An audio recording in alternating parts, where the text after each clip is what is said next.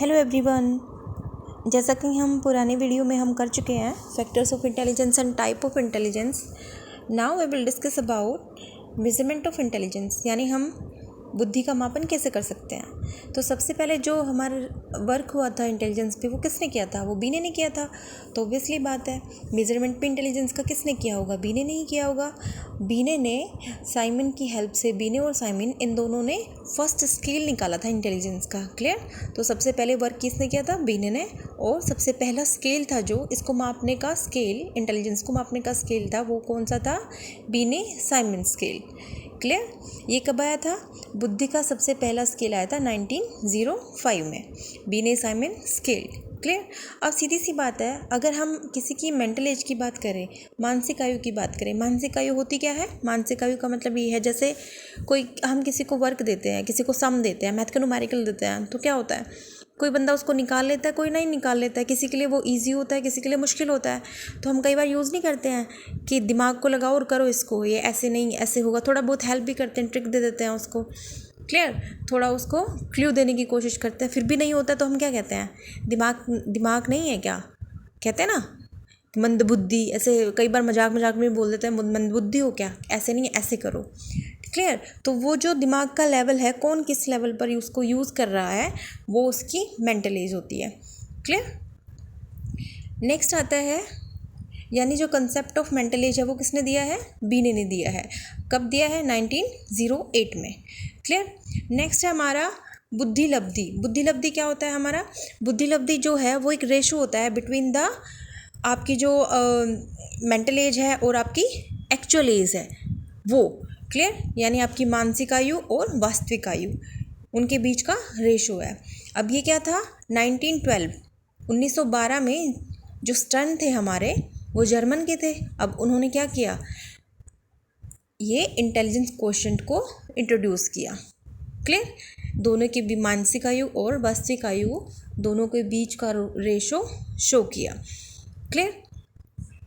अब देखो ये क्या होता है, वास्तविक आयु क्या होता है? वास्तविक आयु का मतलब उसकी एज क्या है। जैसे हम कहते हैं ये बच्चा 10 साल का है, ये 15 साल का है, या एज हम अपने अकॉर्डिंग ले सकते हैं, किसी की भी हो। उसका जब हमने उसका निकालना होता है इंटेलिजेंस क्वोशेंट, बुद्धि लब्धि, तो हम कैसे निकालेंगे?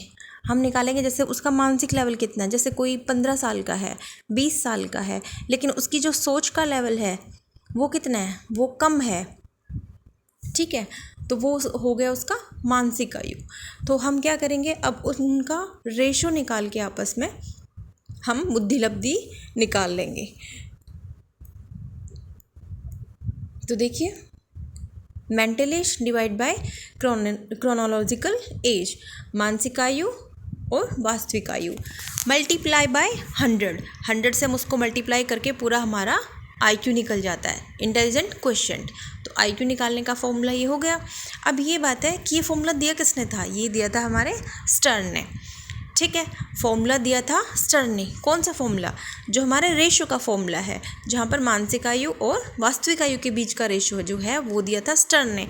लेकिन जो 100 से मल्टीप्लाई किया था वो किया था हमारे टर्मन ने। किसने किया था? टर्मन ने।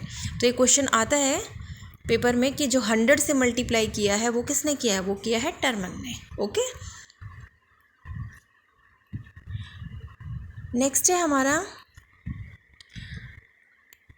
बच्चे की वास्तविक आयु। एक एग्जाम्पल है यहाँ पे, 12 वर्ष है और उसकी मानसिक आयु 16 है।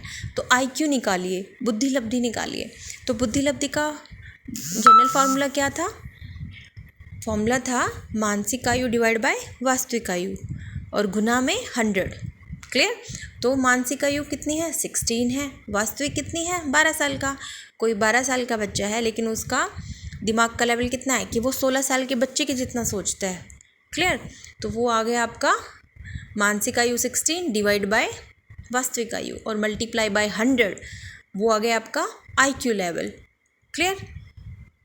क्लियर? अब जो हमारा IQ लेवल है वो कैसे निकाला हमने? वो हमने पहले स्टर्न का फॉर्मूला, यानी मानसिक आयु डिवाइड बाय वास्तविक आयु मल्टीप्लाई किसने किया था? 100 से टर्मन ने। क्लियर? तो हम ऐसे IQ निकाल लेंगे। उसके बाद क्या है, टर्मन ने ही अपनी एक लिस्ट निकाली थी IQ लेवल्स पे। जैसे 25 से उठा के 25 से 50 तक, फिर 70 तक, फिर 90, 110, 120, 130 ऐसे करके। क्लियर। और उन लेवल्स को उन्होंने डिफाइन कर दिया कि वहाँ पर किस टाइप के, कौन सी कैटेगरी के बच्चे आएंगे। क्लियर। जैसे हम किसी को कहते हैं कि नहीं ये तो एवरेज बच्चा है, नहीं ये बहुत इंटेलिजेंट है, ये बहुत सुपीरियर है। क्लियर। तो हम क्या करेंगे, उनको अरेंज करेंगे, इंटेलिजेंस के लेवल को हम ऐसे अरेंज करेंगे। तो सबसे पहले आया, हम यहाँ से करते हैं 25 से कम वाला, तो उसको बोला गया है जड़ बुद्धि। मतलब 25 से कम वाला तो मतलब उसका तो कोई सोल्यूशन ही नहीं दे सकता, वो किसी भी चीज़ का उसको कुछ पता ही नहीं है।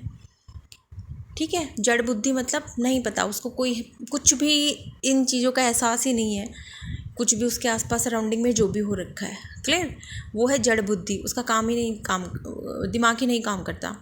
नेक्स्ट है हमारा 25 से 50 तक मूर्ख बुद्धि। मतलब उसका दिमाग क्या है, जो जड़ बुद्धि है उससे थोड़ा सा ऊपर का है। क्लियर। नेक्स्ट है हमारा पिछड़ा बुद्धि, बैकवर्ड।